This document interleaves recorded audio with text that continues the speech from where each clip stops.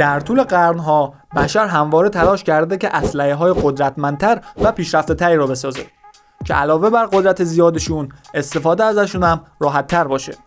تو این ویدیو قراره با چند تا از مرگبارترین و عجیب‌ترین سلاح‌های دنیا آشنا بشیم که احتمالاً تا الان ندیده باشین و باعث شگفتیتون میشه. پس بدون معطلی لایک و کامنت و سابسکرایب یادتون نره. میریم سراغ ویدیو. لیتس گو. فیزر گان، این تفنگ لیزری که بیشتر شبیه به اسلحه‌های آینده و فضایی هستش، فیزر نام داره. یه تفنگ لیزری غیرکشنده که توسط وزارت دفاع آمریکا توسعه پیدا کرده. این سلاح بیشتر برای مقابله با شورش‌ها و نبردهای استفاده میشه که نیاز طرف مقابل داخلش زنده بمونه. کاربردش به این شکله که از دو طیف لیزری استفاده میکنه و با پرتاب لیزر به سمت دشمن باعث گیجی و کوری موقتش میشه. خیلی جالبه نه؟ این اسلحه قرار بود بعد از ارتش آمریکا در اختیار پلیس آمریکا هم قرار بگیره، اما بعدها به علت آثار مخربش طی توافق لیزری ژنو در سال 2009 ارتش آمریکا استفاده از اون رو ممنوع کرد. XM25، یک نارنجک انداز اتوماتیک که نارنجک ها رو مثل یک توپ فوتبال به سمت هدف پرتاب میکنه. این اسلحه قدرتمند قابلیت اینو داره که نارنجک ها رو تنظیم کنه که در چه لحظه و چه مکانی منفجر بشن. نارنجک های پرتابی با طول 25 میلیمتر شلیک میشن و در هوا و در نزدیک سوژه یا هر جایی که شما بخواید منفجر میشن و قدرت تخریبی به شدت بالایی رو دارن. ریلگان یا تفنگ ریلی، یک وسیله موتور خطی شبیه به واگن که طول خیلی زیادی داره و احتمالاً به همین خاطر هم بهش ریلگان میگن.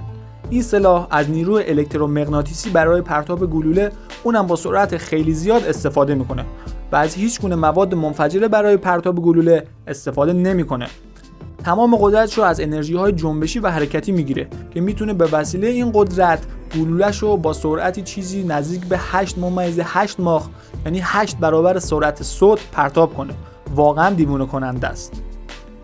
سپر نامرئی، حتما داخل فیلم‌های تخیلی زیادی دیدین که با ابزارهای مختلفی نامرئی میشن. امروزه دیگه امر نامرئی شدن تخیلی نیست. یه شرکت بریتانیایی سپرهایی رو ساخته که با قرار گرفتن در پشتش شما رو نامرئی میکنه، به طوری که حتی داخل دستگاه حرارت سنج هم شما رو نشون نمیده. این سپر از مجموعه لنزهای به دقت مهندسی شده ساخته شده که نور رو از سوژه پشت سپر مخفی میکنه.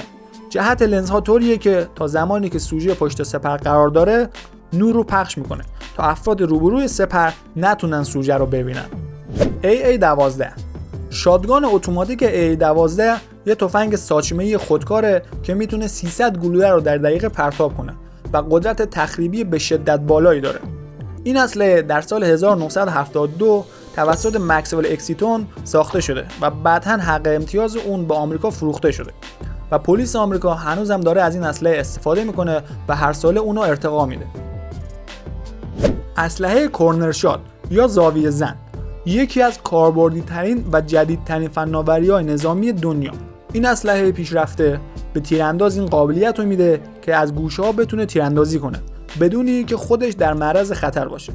این تفنگ میتونه زاویه شلیک گلوله رو تا 63 درجه تنظیم کنه و وقتی خم میشه یه مانیتور کوچیک تصویر رو به تیرانداز نشون میده تا بتونه راحت‌تر شلیک کنه.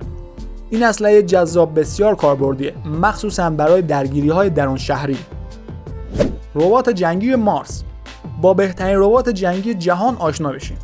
گول جثه کوچیک اونو نخورین. اون با همین جثه کوچیکش 1.5 تن وزنشه و قدرت تهاجمی بسیار بالایی داره. بازوهای کنترلی این ربات میتونه تسهیلات مختلفی مثل لیزرهای کور کننده، گاز اشک‌آور و حتی نارنجک انداز رو با خودش حمل کنه.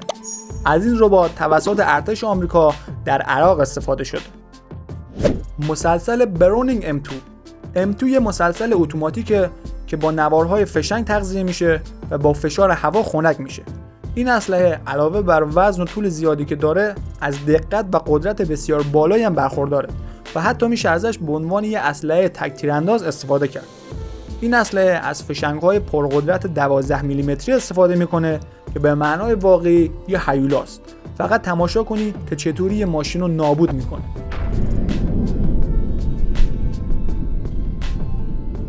امیدوارم که از ویدیو لذت برده باشید.